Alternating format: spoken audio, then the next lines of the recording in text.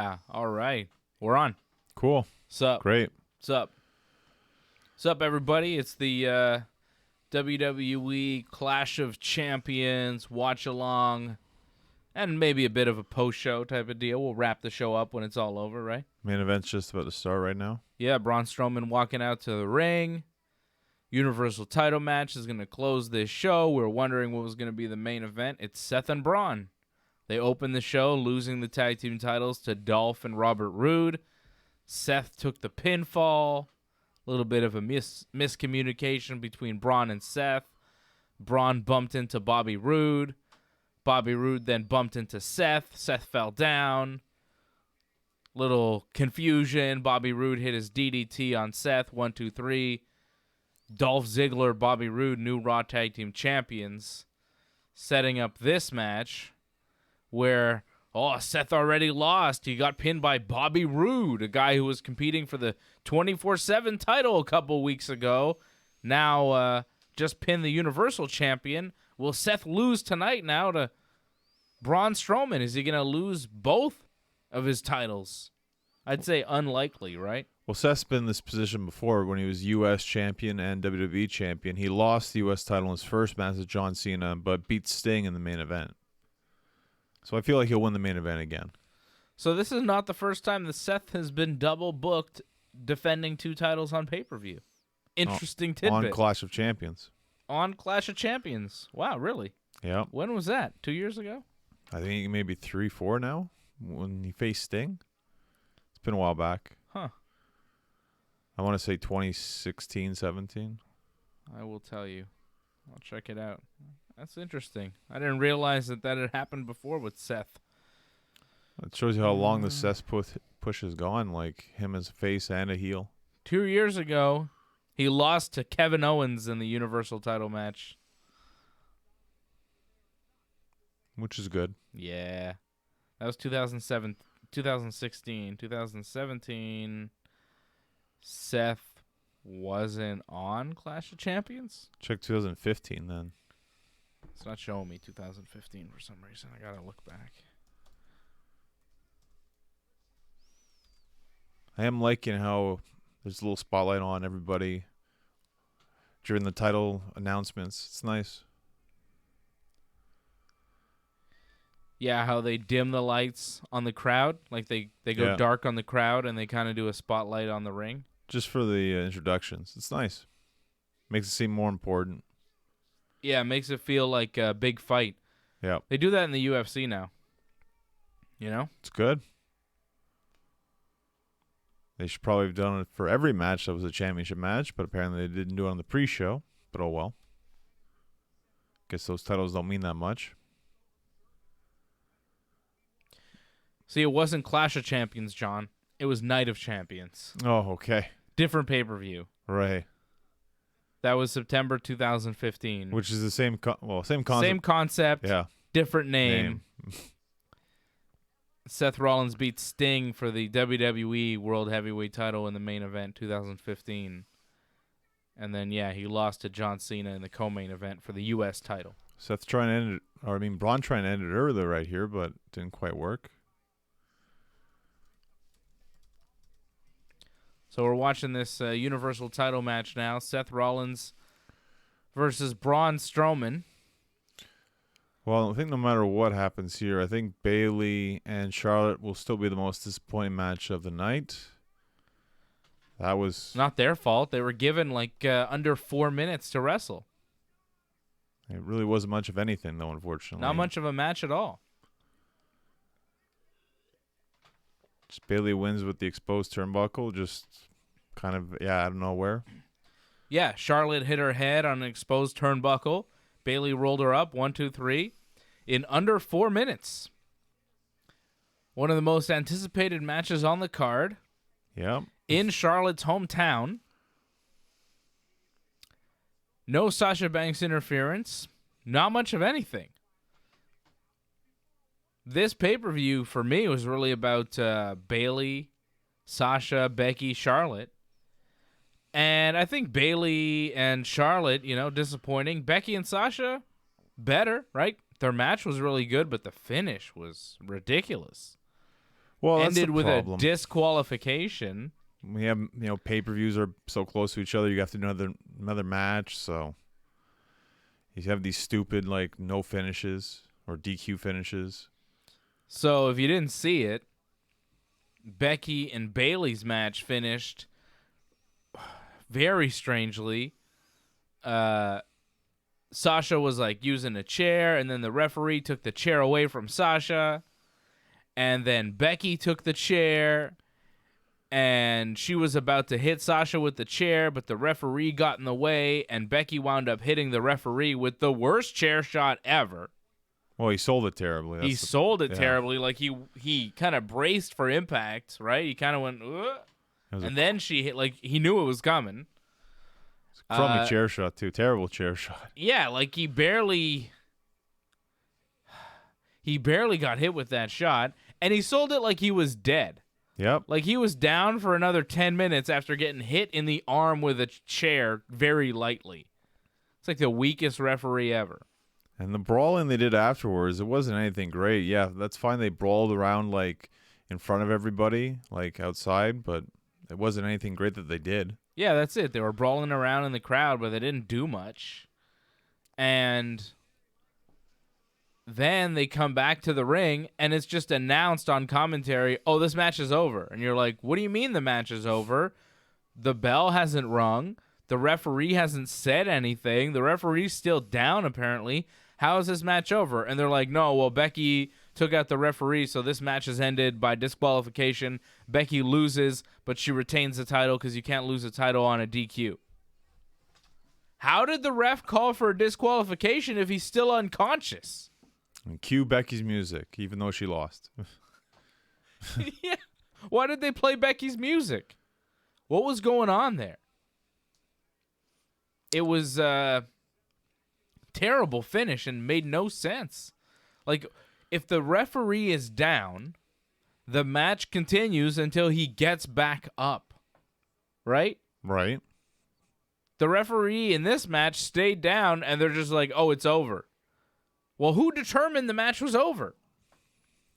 I have no idea. Officials that came half an hour later, I guess. Who determined this match was over? It was ridiculous. The match was good. It's on its way to being one of the matches of the night. I think it was.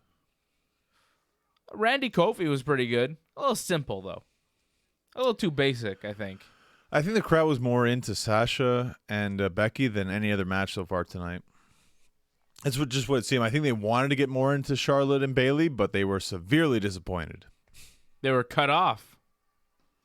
Denied. Cut off at the knees. They're like, hey, we're getting ready for a great Charlotte Bayley match here. Charlotte's hometown. Let's go. Let's see some excitement. And it's over in under 4 minutes. I'd be so upset if I was a fan there going to see that match. Whew. Oh, I'd be mad. I'd be very mad. And then Becky and Bayley, the match was good, but the way it ended, it was good up until the finish, and then Right. It just kind of turned into a mess. And then the lack of sense with the referee, the unconscious dead referee calling for the end of the match somehow. They didn't even have a bell ring to end the match. And all of a sudden, Becky loses and it's over. It's end of segment, let's wrap up. Cut. Just bad. Comes off way more phony than it has to. If the referee's down, wait for him to get back up before he decides, oh, Becky, I saw you hit me with a chair. You're disqualified. Match over. Why couldn't they have done that? Braun's busted open here. Yeah, Braun's bleeding pretty bad. What happened to him? I guess his nose. I guess when Seth did one of his dives, I guess maybe he got him right in the face with his hand, perhaps. I don't know. Huh. But it looks... I hope he didn't break his nose. Oh.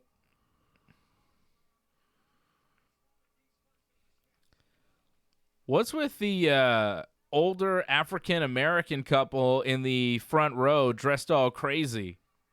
I guess it's a South Park reference. That's my guess. Is it? I don't get it. I think they're dressed up like Charlotte Flair somehow. I don't know. The lady looks like Charlotte Flair. The guy looks like Shawn Michaels when he was doing his Undertaker, like white Undertaker gimmick. Okay, wow. I was thinking Chef's grandparents, but okay. It's Chef's grandparents. 350 in the Metro now. It is. It's true. Doesn't he look like the white Undertaker that Shawn Michaels was doing? I guess with the... Yeah, I didn't With think the about hat? that. Yeah, it's interesting. That's a strange cosplay to do.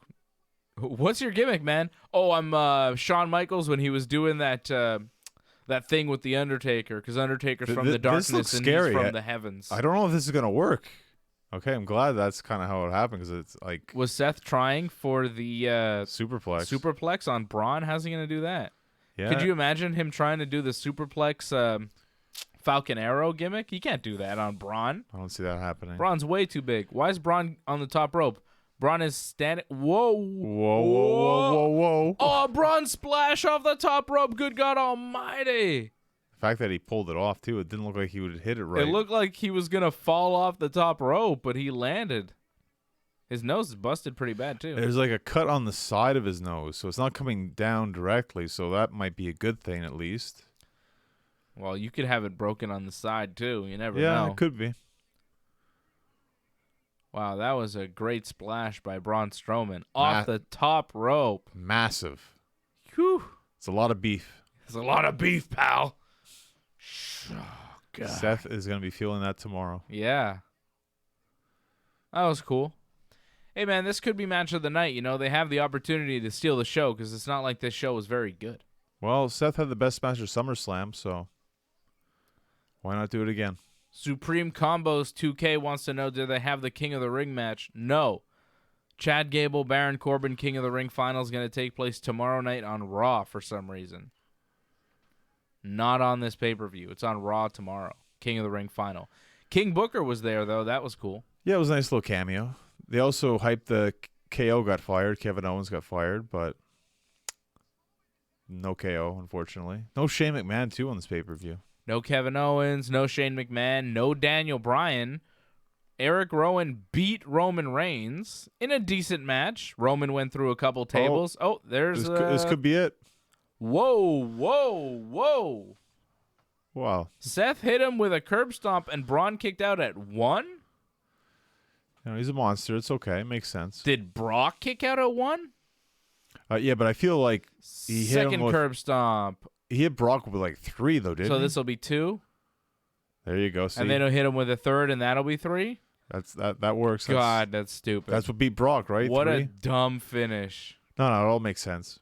All makes sense. Get the fuck out of here. So, but you're saying that Rowan won. He beat Roman, but how? Yeah, Rowan beat Roman. Oh, there's a 3rd curb stomp. It's over, brother Nero. Deleted, I think Braun Strowman is. Oh, wow. What? What? That's very shocking. It's not over. Wow. Though I still don't like Braun's chances He hit here. him with 3 curb stomps, and it's not over. I'm surprised. So Rowan, he has a match with Roman Reigns. He hits him with a bunch of stuff. It's a no DQ match. Then all of a sudden, who comes to help Rowan? Luke Harper, his former tag team partner in the Wyatt family and the Bludgeon Brothers. Harper's back. We thought Harper was quitting WWE, or Right? there were Yeah. rumors that he asked for his release. Yeah. But he's back, and he helped Rowan beat Roman Reigns. Harper helps him, beat him up, and then Rowan hits his iron claw, whatever it is, grabs you by the head, choke slam finish, and pinned him 1, 2, 3, middle of the ring. It was crazy. Oh, pedigree. There you go. Pedigree. There you go. Yeah. Triple H. Why not? And 4. Why not? 2. That's right, Seth. You know how to beat him. 2, 3. Yeah. The game always wins. Fans are shocked. They shouldn't be shocked. Like, You use the pedigree. Why would you be shocked? Triple H always wins. that's Gotta it. love it. Gotta love it. So Seth Rollins just hit Braun with a pedigree and then a 4th curb stomp and pinned him. Seth Rollins retains the Universal Championship. Cue the Fiend. You might wait for Raw, though, for that, perhaps. I guess, because everybody expects it now. Wait for Raw. You got to save something for the 3-hour show. Seth wins. That was decent. It was all right. I still think Becky and Sasha was still the best match tonight. Tough one. That was a decent match. That was all right. Yeah, the big splash by Braun was pretty cool. Yeah. It was good. It was a good match. The move of the night. Yeah. Kofi beat Randy. That's kind of surprising. Kofi beat Randy. That match was all right. You know, Randy pretty much beating up Kofi most of the match. Right. And then just when you thought he had taken Kofi out completely, Kofi comes back and hits his Trouble in Paradise to pin Randy. Yeah. Randy hit him with an RKO. Kofi got his foot on the bottom rope to break the pin. What else happened in that match? That match was interesting. You know, Kofi, every time he tried to get a little bit of offense, Randy cut him off. Yeah. Oh, here comes the Fiend. Oh, here we go. Yeah, everything's gone dark. Oh, there's the Fiend. Bray Wyatt, the Fiend. The lights go out as Seth Rollins is on the stage. He's got him. Bray's got Seth. Hits him with Sister Abigail on the stage.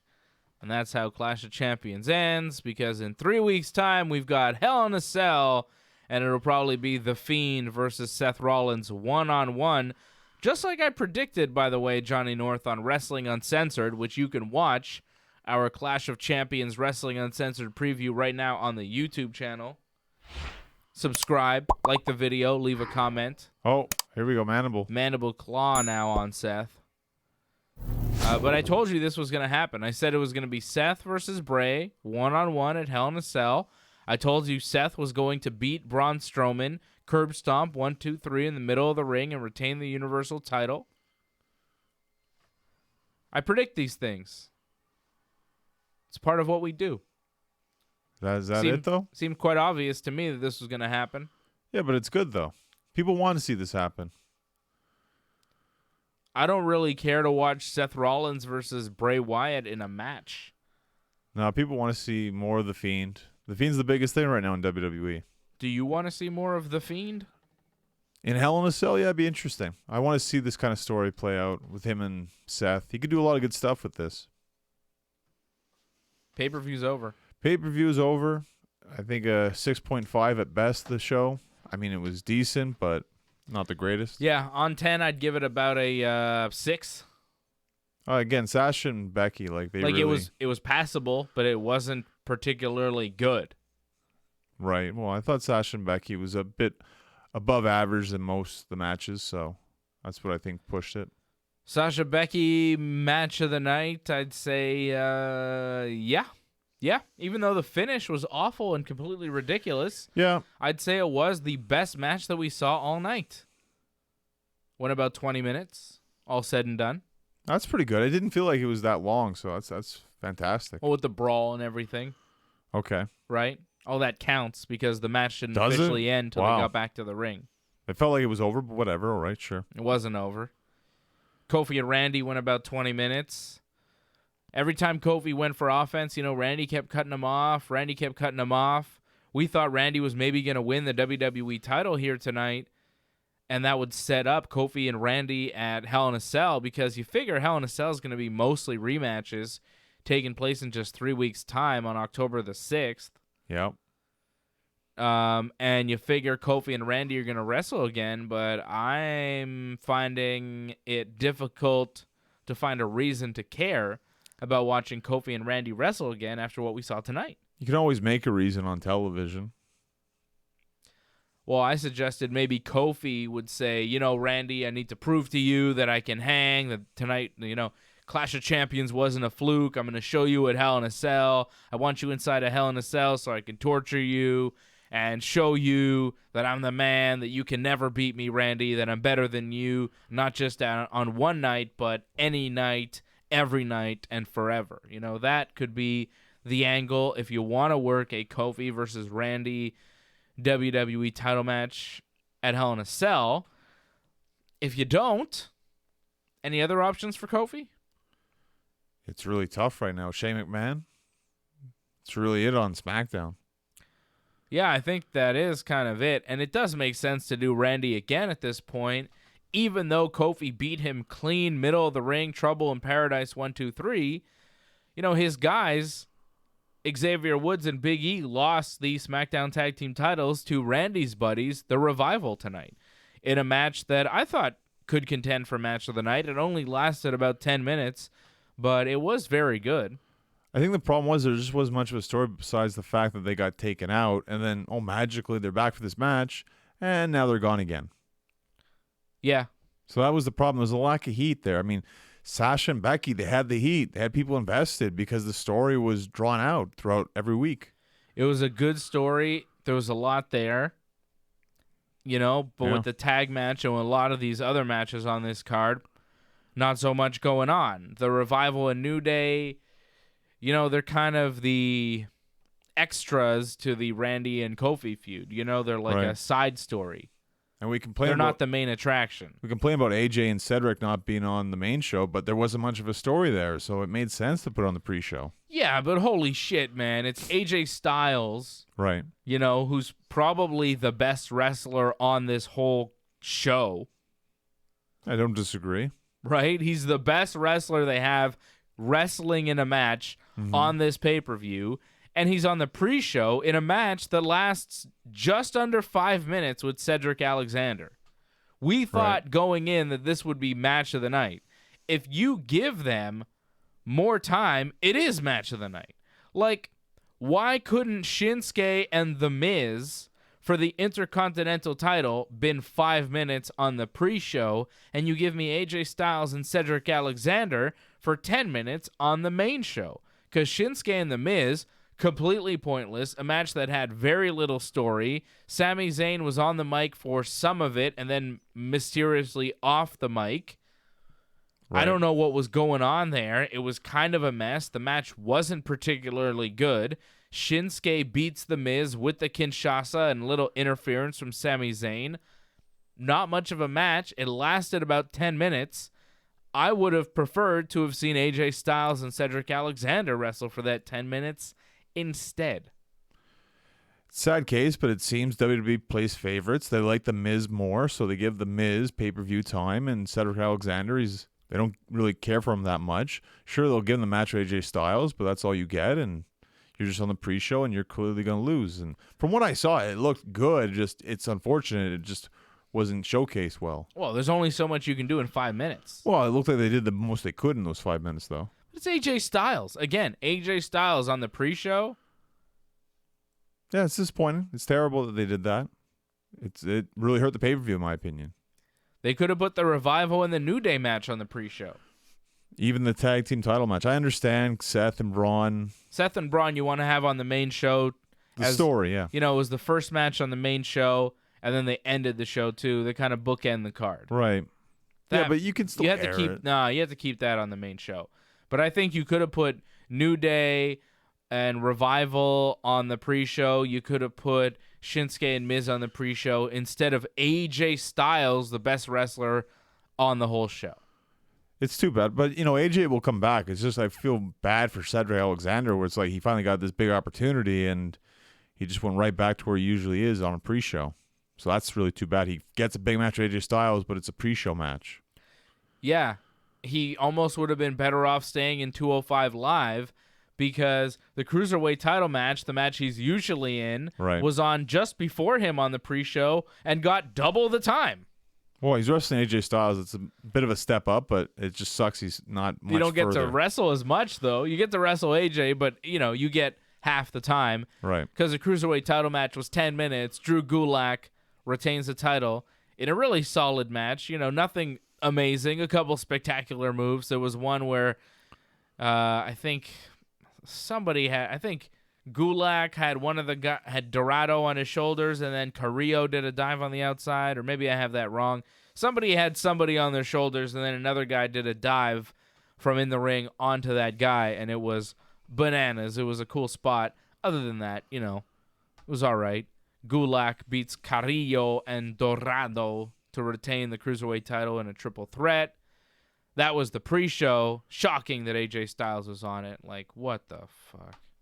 Maybe we're thinking this wrong here. Maybe Baron Corbin's going to win King of the Ring tomorrow, and Baron Corbin will face Kofi Kingston at Hell in a Cell.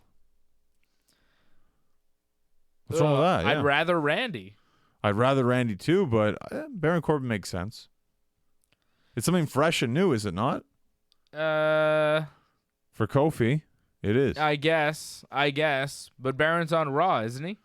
Yeah, but look, we just saw Revival from Raw win the SmackDown Tag Team titles. So with the draft coming up in a couple of weeks, that's pretty much all thrown out the window, I think, now. That didn't make a whole lot of sense. The Revival, Raw wrestlers, just won the SmackDown Tag Team titles. Which I think is probably best, because if you're going to switch things up, I mean, you're kind of starting it now, right? Well, kind of gives you an idea of where the Revival's going to wind up in the draft. Well, I feel the champions won't get drafted. It's just you have to go to that show. You're screwed. Like it says, like SmackDown Tag Team, so clearly, like you're going to SmackDown. Yeah, you have to go. Yeah. That draft, by the way, made official by the WWE today. It's going to take place October 11th, I think. October 11th on a SmackDown, and then October 14th on Raw. Right? Carryover, yeah. The rest of the draft. So that's going to happen in about a month's time, a draft from the WWE. You want to take some comments, take some questions? Sure, why not? What do people think? Bob Cote says that was a weak ref bump, talking about the chair shot there from Becky Lynch. Horrible. Super weak. Yep, funny. JC says, I'm so tired of Rollins. Yep, I think a lot of people are. I thought the main event was good. Yeah, but it wasn't great. It wasn't the best match on the card. It wasn't the worst match on the card. No, but you're the champion. You're supposed to be this great wrestler, and you're not having the best matches on the card. I don't think a lot of people look back on that and say, like, oh, Seth Rollins really dragged down this show. It didn't feel like it to me. No, and he's not a terrible champion, but he's also been champion for a while, and he's not shaking things up to the point where you're very excited about seeing him defend the title, right? There's nothing super exciting about Seth Rollins right now. That's why you need to give him new, exciting challenges so it feels like it's a fresh match. And him with Bray Wyatt, it is something new and different with the Fiend gimmick. Question from Franco316. He says, what does Fiend mean? And I have a definition for you, Franco. It is an evil spirit or demon. So pretty perfect. apt. Yeah. Fiend, an evil spirit or demon. Bray Wyatt. Makes sense. Good for the gimmick. Kevin Hines says Kofi's next opponent is going to be Brock Lesnar. I like that. I love that, but that seems like fantasy booking right there. That seems like a dream. Like the fact that Brock would come back for Hell in a Cell, like that's very surprising. I don't think Brock will be back in 3 weeks' time for Hell in a Cell, but I'd like it. He did interrupt Hell in a Cell last year, which was a nice surprise. But he did not wrestle in that show. Brock Kofi Hell in a Cell would be fun, but I doubt it. If it is Brock Kofi, wouldn't it be cool to see Kofi beat Brock? Are they just going to feed Brock now to their guys to make them bigger stars? Like they fed him to Seth and now they'll feed him to Kofi? If they would do that, I don't think Hell in a Cell is the place to do it. Like WrestleMania, SummerSlam, that's where Brock would lose. Not Hell in a Cell. Yeah. Unless they're just kind of using Brock to, make their guys bigger stars at this point, and they don't have big plans for Brock. Who knows? Who knows? Where is Brock? When does Brock come back? Well, Brock comes back when Brock wants to come back, right? Yeah, but if you were booking things, what would you do? Survivor Series. You definitely bring him back for Survivor Series. For what? I think with the Roman storyline. I'd throw him back in there somehow. Maybe have him team up with Roman to take on Harper and Rowan. Babyface Brock helping Roman Reigns? Who wants to see that? I like Brock. Brock's great. You want him and Roman Reigns to team up and face Eric Rowan and Luke Harper? Just off the top of my head, yeah. That's terrible. Remind me never to suggest you for creative in the WWE. Your ideas would be the worst. You'd make Randy champion forever. You'd bury Daniel Bryan. You'd make Brock Lesnar like this Roman Reigns tag team partner. Such bizarre moves. No, it's good. Vince Russo would approve. Yeah, he probably would. AJ's on the chat. What's up, AJ?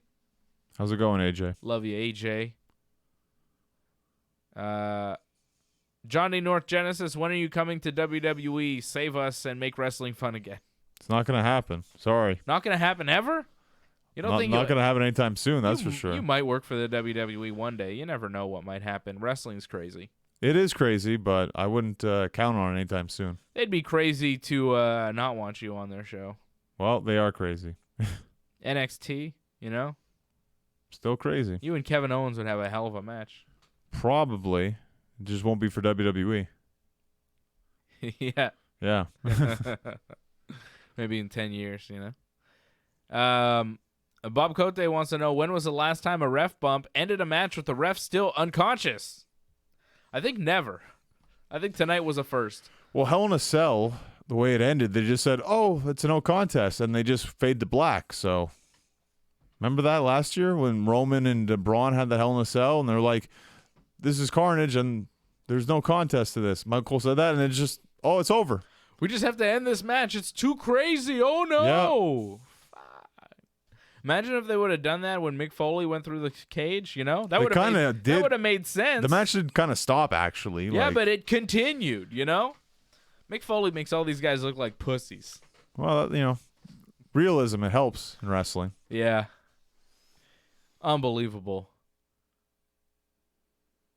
Got more questions? JC wants to know, will Braun ever get over as WWE Universal Champion? We've been down this road many times, and it's always no, so get used to it. It's just not going to happen. He's had so many opportunities, and it's not happening. No, I think Braun Strowman is the new Big Show, right? We've said it before on the show. Braun is just booked like Big Show was. He's going to be brought up as this monster every once in a while that you're supposed to take seriously, but he's never going to win the big one. He's never going to be that number one guy. Right. He's never going to be a champion. He's going to be a jobber for the most part. He's going to be used as comic relief. You know, just hope you don't see Braun Strowman wearing a baby outfit or a sumo outfit or crying all the time or begging the McMahons for money or whatever, you know. But that's kind of how the Big Show was booked, and I feel like that's how Braun Strowman has been booked since he's come in, pretty much, you know. Very, very Big Show type booking for Braun Strowman. He's the upper mid-card, but he's not quite main event.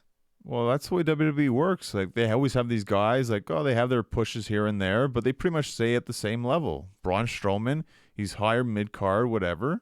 And he can sometimes get to the main event, but main event, he'll never win it.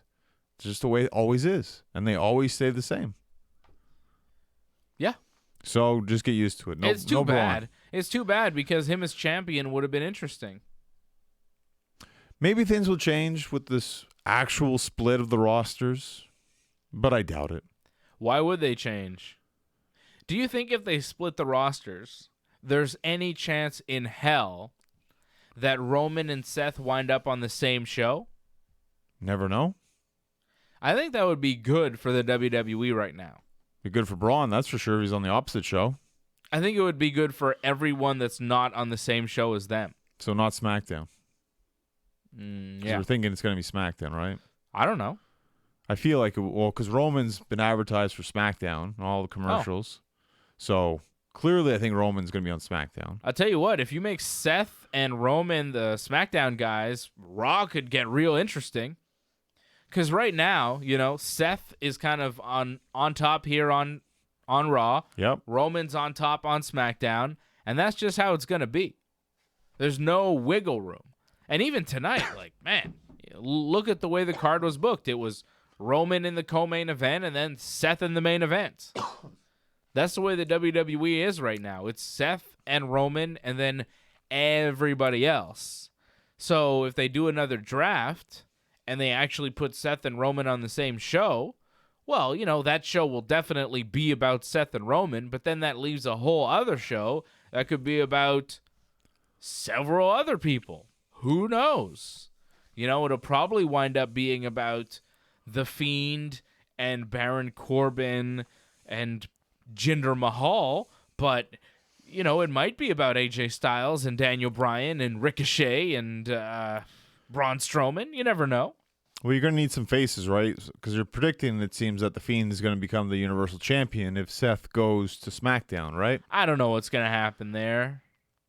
I don't think they're going to make The Fiend the Universal Champion. If Seth goes to SmackDown, they're definitely doing it. Is that happening? I don't know. I mean, wait and see, right? I guess. I don't know. I don't think they know what they're going to do, right? I don't think they're sure what they're going to do as far as the draft and even the next pay-per-view in 3 weeks. Like, I don't think they know whether they want The Fiend to win the championship or not.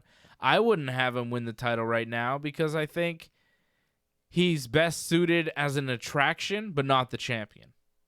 I think if he's the champion, you overexpose him. He can lose to Seth, but not lose face entirely, you know? Right. But if he's champion, I think you see him a little bit too much. He's dangerous for a while, but eventually he has to lose, you know? And probably clean. I think if he's not the champion, he doesn't have to lose as clean when he does lose. Right? But when he is the champion, you kind of want to, if he does become champion, you'd want to put somebody over him clean when he does lose the title. So I think he's best as an attraction that kind of stays strong. He might not beat Seth, but Seth might not beat him, 1, 2, 3, middle of the ring. Well, my issue is where's Becky going? Is she still going to be on Raw, or is she going to be losing because she's going to wrestle Sasha again, right? And is she going to beat Sasha at the next pay-per-view? Or is she going to SmackDown as well? I imagine they're going to be on the same show, right? Yeah. If Seth is going to SmackDown, Becky is too. So they're more than likely both losing their championships. Kind of have to. However, it's just make it easier. They don't lose their championships. However, you're going to have Sasha lose then? Her big comeback, and she loses? Yeah, I don't know. I thought Sasha was going to win the title tonight. Yeah, but, I mean, she didn't really lose. So, and they're just dragging it. I get it. That's fine. But she's kind of got to win the next one now. I think she will. Well, I have my doubts. I think Sasha as the Raw champion makes a lot of sense, too. I was telling you tonight, with all the blue in Sasha's gear and her hair, if she went to SmackDown with, like, the blue ropes and the blue set, she would look like... part of the show. Like part of the show, like part of the set. Yeah. She would almost look like the mascot of SmackDown if she were all blue and then SmackDown's all blue. So I think it's best that she stays on Raw, because if Sasha's on SmackDown, I think she'll just look weird. Possibly, yeah. She'll just look like the SmackDown lady. Oh, are you Lady SmackDown? I mean, worst case, they can always make her change her hair, right? But I like the blue. I don't mind it either. But, I mean, if it's really off-putting, I mean, you got to change it, right? Yeah, but I think that's why, one of the reasons why they're going to keep her on Raw. It would make sense to move Becky over to SmackDown. The women's division is going to shake up quite a bit. Becky and Bayley, maybe. Leave Bayley on SmackDown, move Charlotte over to Raw, perhaps. Switch Becky and Charlotte. Yeah, I could see that happening. Move Andrade over to Raw too then. And Zelina Vega and Aleister Black. Like, it's a whole crew you got to move, right? Right. If you move Charlotte, you got to move everybody else. Because if you move Charlotte, you got to move Andrade because he's Charlotte's boyfriend. And if you got to move Andrade, you got to move Zelina Vega because she's Andrade's manager. And if you move Zelina Vega, you got to move Aleister Black because he's Zelina Vega's husband. So it's like a whole chain you got to move. That's why I've been saying for fucking months, just make them a group. Just make them one faction. They'd be very cool. Andrade and Aleister Black are doing fuck all, right? Put them together. They'd be a kick-ass tag team. And Zelina Vega and Charlotte. Charlotte loses tonight very quickly, looking like a pure jabroni in her hometown. Have her and Zelina Vega go for the tag team titles or something, Put Charlotte out of the picture of the main singles championships and have her elevate the tag team titles, because right now the tag team titles are worth nothing, and if Charlotte Flair were to hold them with her new cool tag team partner, oh well, maybe you might care about the tag team titles. It's a Right. great idea. I don't know why they haven't stolen it from me. Stephanie, I know you're watching right now. Hello? Or one of her lackeys for sure. But I feel it's just because Charlotte, they love her as a strong singles competitor. That's why they haven't pulled the trigger on that. But you're right. I mean, she lost kind of terribly tonight. She lost tonight. There's only so much room on top, Only Right. 4 people could be wrestling for those titles, right? Right. There's the champion and the challenger, the champion and the challenger. Charlotte doesn't have to be among those 4 all the time. Let her do something else. And, honestly, everybody knows she's with Andrade. Put her with Andrade on TV. They were so desperate to put Becky and Seth on TV together. I don't think people liked it. I think people would enjoy seeing Charlotte and Andrade on TV together. And I think people would also enjoy seeing Zelina Vega and Aleister Black on TV together. See, that's also off-putting, too, because Alistair's kind of a face, kind of a loner. That's his gimmick, right? Does his things his own way. So to put Zelina with him, it kind of humanizes him in a wrong way that they wouldn't want, I don't think. Does he even have a gimmick? Where is he? He comes out, he picks a fight when he wants. That's his thing. Very rarely. Yeah, well, I mean, it's a spectacle when it happens. They make it a big deal. That's the whole thing about it. It's terrible. Well, I'm not saying it's a great thing, but that's the way it is. I mean, you'd have to turn him heel. And I don't think they're planning on doing that anytime soon because they've just started this thing with Aleister Black. Yeah, but they started it and they kind of stopped it. Well, they don't really have any ideas, it seems. So put him in a tag team with another guy that you have no ideas for. These 2 guys are very talented. They're too talented to be doing nothing with them. And also, Zelina Vega is too good in the ring and too interesting of a character to just be standing outside the ring doing nothing. Let her wrestle. They don't seem to be keen on that so much. I mean, they don't mind her around here and there, maybe do a battle royal here and there, maybe a match, but once in a while, So maybe that's not the problem. It's kind of like Lana. Lana kind of once in a while wrestled, right? Yeah, but you knew why she didn't wrestle more often. It was a little, obvious. Right. I think Zelina's better in the ring than Lana is. Maybe they just like the tandem better with Selena with Andrade, the way they work together. Maybe they just like that setup, and they don't want to ruin that. It is a good setup. Yeah, it's all right, but, it's only going so far. It's only going to a certain level. Mm-hmm. Andrade just lost to The Miz on SmackDown this week, so obviously his career isn't reaching new heights. Right. So, Well, spice things up. Spice things up, man. Is this someone they want to put to another level? Because, I mean, some people they do. With Charlotte, they'd go out of their way for, but Andrade, do they want to go out of their way for him? Maybe he's with Charlotte, but it doesn't mean they love him as a wrestler. Don't you? I like him, but it doesn't mean Vince likes him. I'm telling you, there's a lot of potential by putting all those people together. They're already stuck together no matter what. Right, they travel together, right? I imagine, sure. I don't know if they travel together. I'm sure Charlotte and Andrade spend a lot of time together. I don't know if they all travel as one group. But I'm saying if you made Aleister, Zelina, Andrade, and Charlotte one faction, I think it would be a very cool group. We haven't had intergender factions in the WWE. You don't have a lot of room for that because you don't have many others for them to feud against. You saw that with Seth and Becky. There wasn't really much for them to feud with. They had to make couples for them. Yeah, well, Charlotte and Zelina are very good because, Charlotte is a very unique performer that can play both sides, heel and babyface, on any given night. Because a lot of wrestling fans like Charlotte, but she is traditionally a heel. Right. So, as tag team champions, they'd have many different opponents to go up against. And I think Aleister and Andrade have a similar appeal where people do like them. Wrestling fans do like them for the most part, but they're kind of heels. I mean, Andrade is, and Aleister is whatever. But if you made him a heel or a babyface, I think it would work.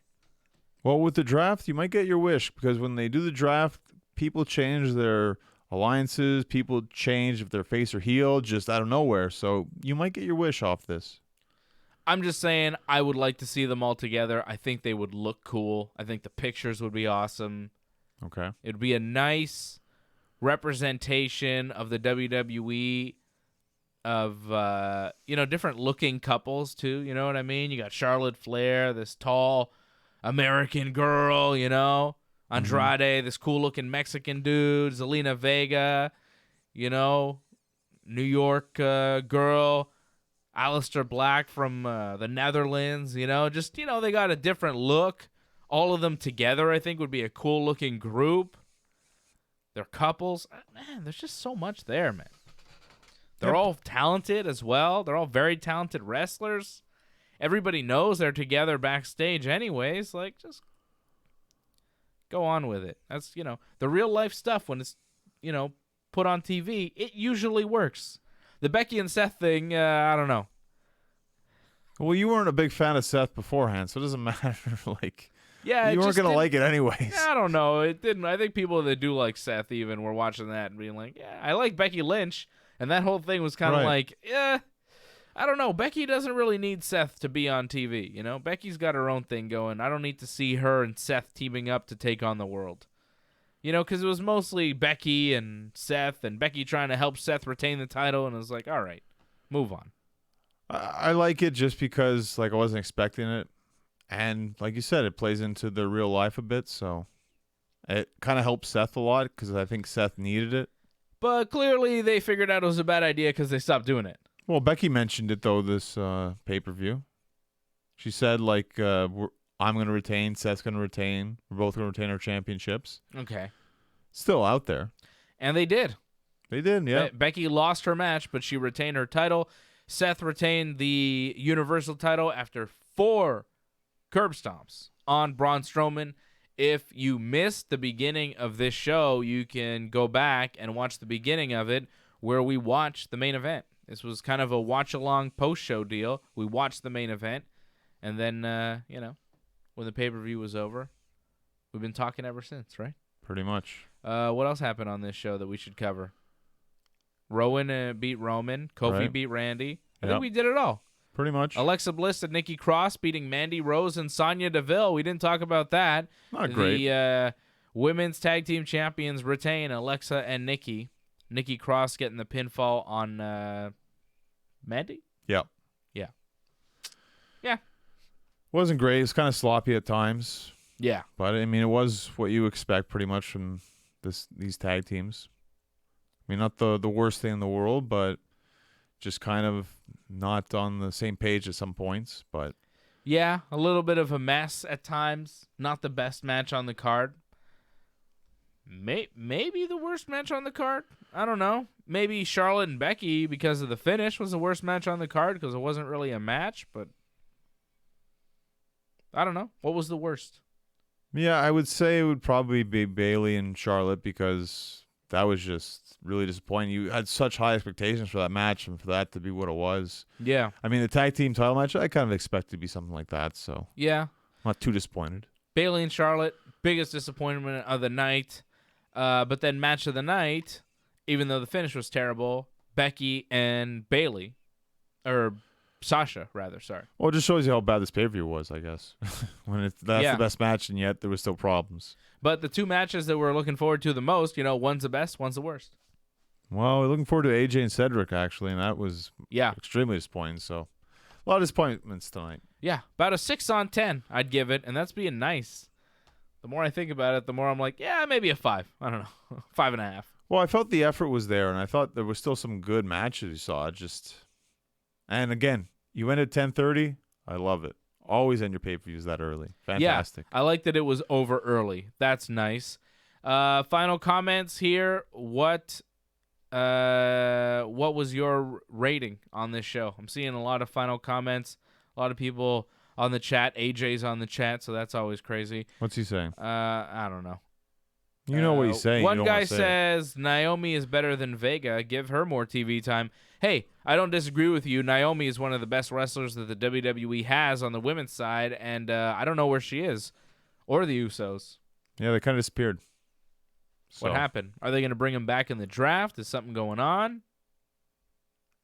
I don't expect them back until then, at least. That's for sure. We thought Luke Harper was gone. Maybe he'd go into AEW. He's back. Yep. We thought Sasha was gone maybe at one point. She's back. Will Lana and Rusev come back? I wouldn't be surprised at this point. I think at this point they will, right? Where are Lana and Rusev? Will they be drafted? Well, if they're not drafted, then I'd be worried. Yeah. The draft will tell all, pretty much. I found it real interesting that Luke Harper came back. I thought he was done. Well, they gave him something that he wanted. He wanted to go back teaming with Rowan, and they gave it to him. Yeah. So, one guy mentioning here that the Uso had another DUI. Yeah, we know that, but he was on TV like the next week afterwards. It's not like they pulled him from TV immediately. Maybe this is punishment from that, but why is Naomi off TV too? yeah, it's kind of weird. It's too bad. And if one Uso gets a DUI, why are they both punished? And why would Naomi be punished? You know, it doesn't make sense. It's like, where's the authors of pain? Like, one of them was hurt, but now they're not, and we saw them in the Battle Royal in Saudi Arabia. Oh, yeah. Now we don't see them anymore. I'm more concerned with the lack of Daniel Bryan. Daniel Bryan didn't interfere in that Harper, Rowan, Eric Rowan, Roman Reigns deal. And there's no Daniel Bryan. So Daniel Bryan got put through a table a couple weeks ago by Rowan on SmackDown. He wasn't on SmackDown this week. Wasn't on the pay-per-view tonight. I guess Daniel Bryan's for sure no longer with Rowan.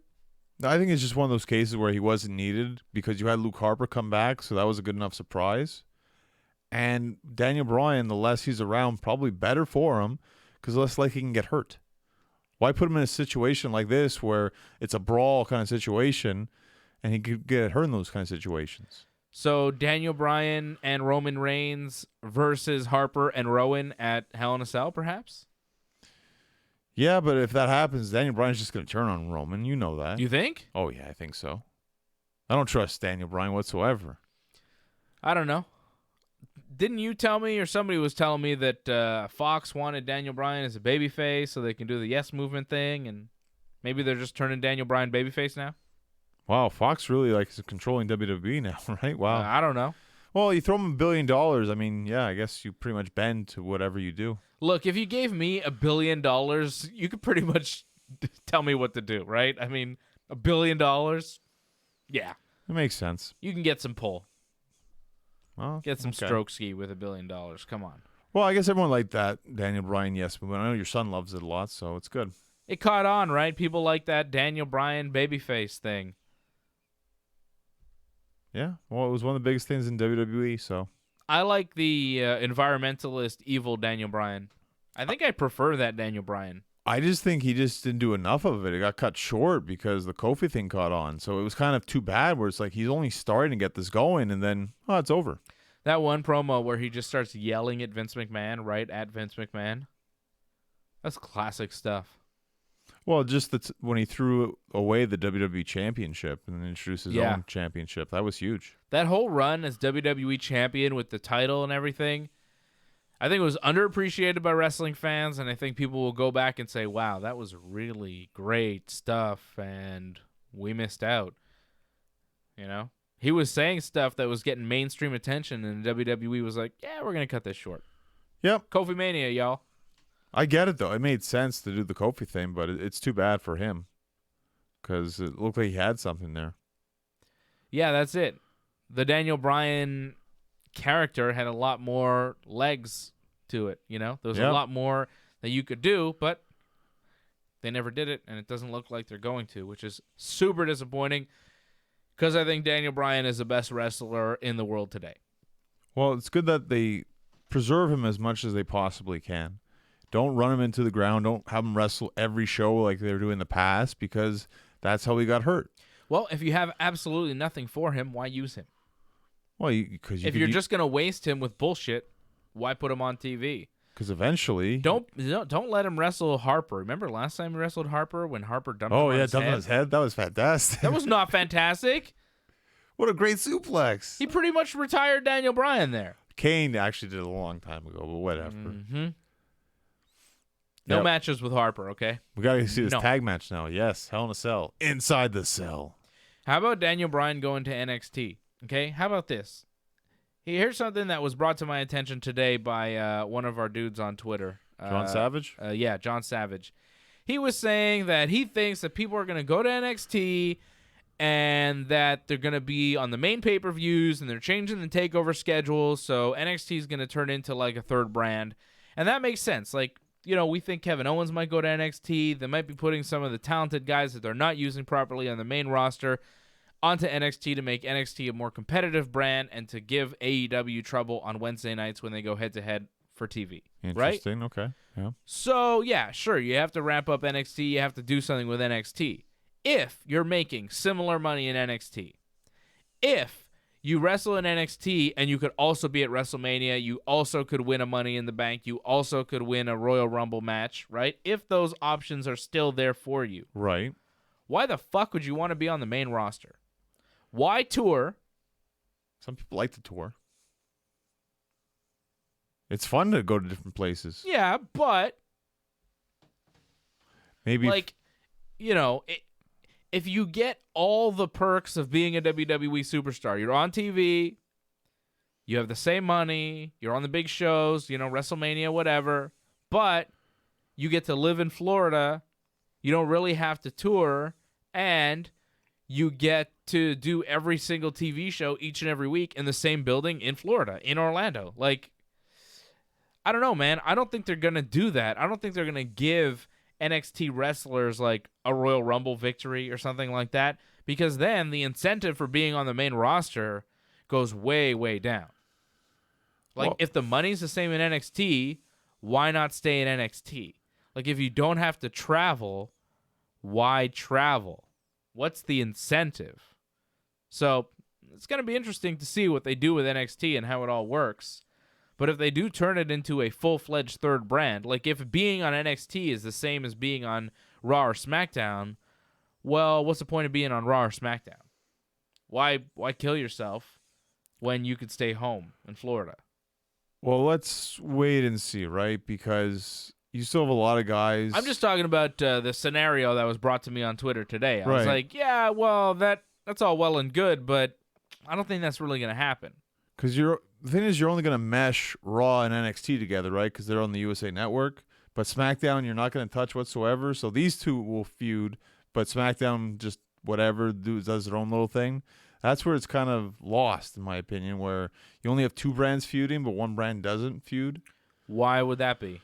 Because Because they're both on the USA Network. right, So there would be intermingling between Raw and NXT superstars and the brands. right.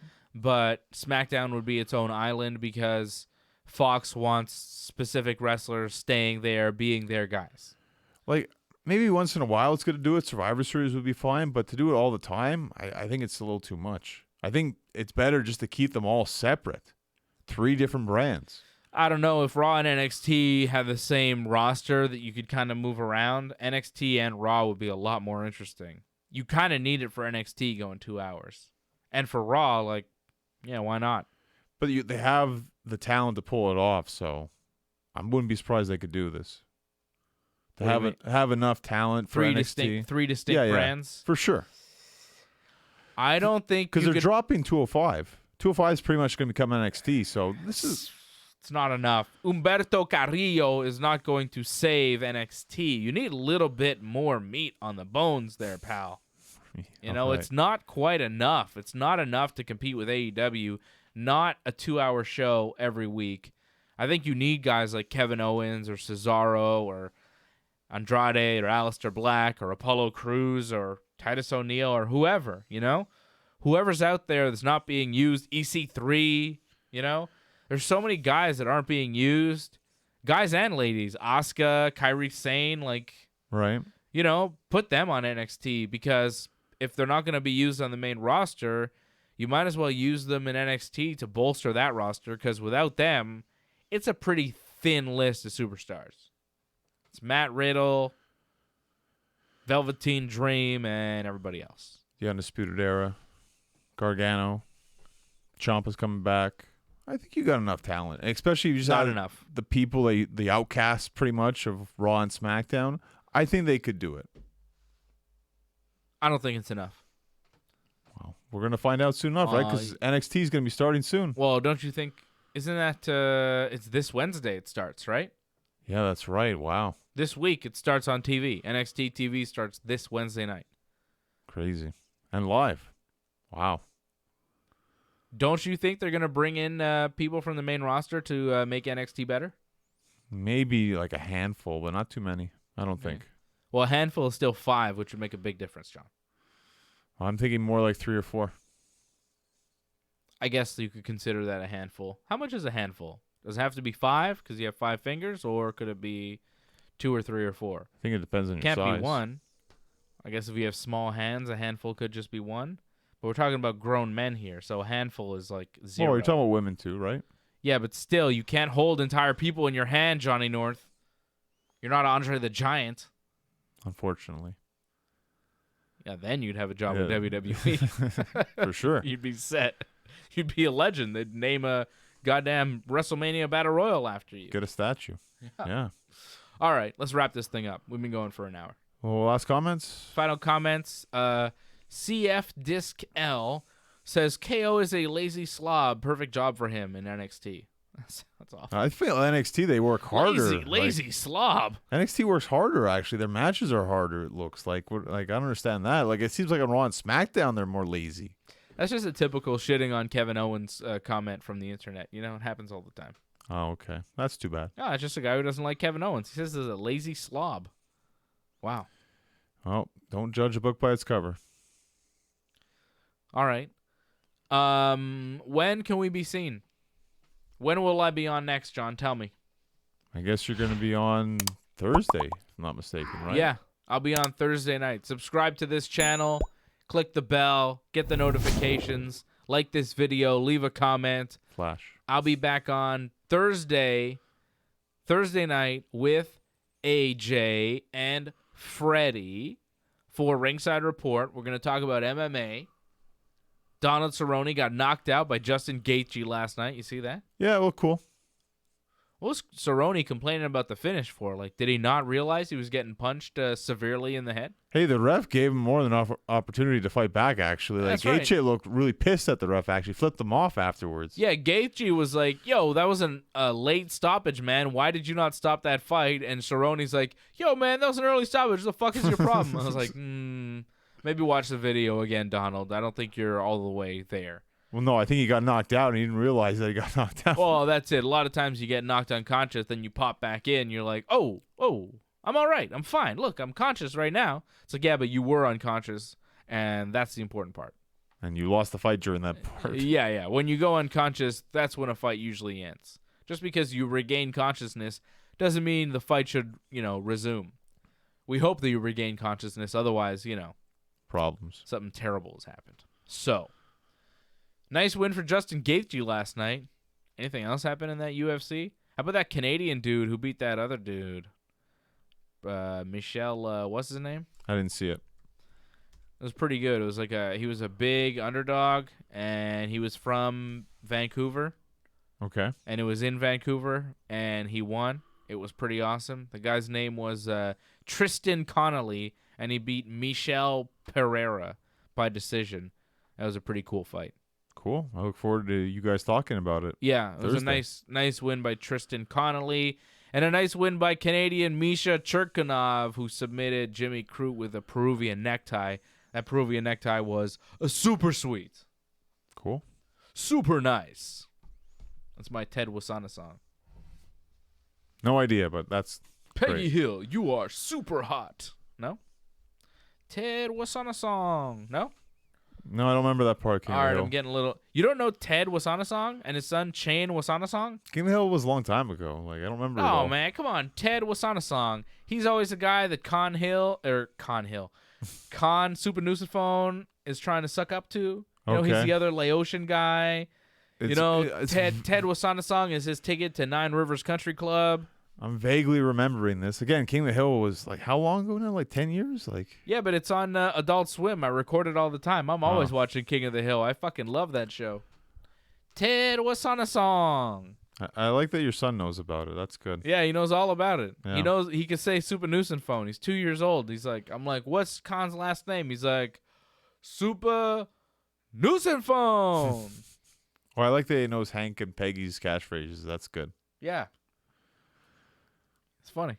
It's good. I just love that he can pull it off. JC says they were from Laos. That's right. They were Laotian. I'm from Laos. I'm Laotian. What ocean? Fantastic. Oh, King of the Hill. All right, I'm going to go watch some King of the Hill.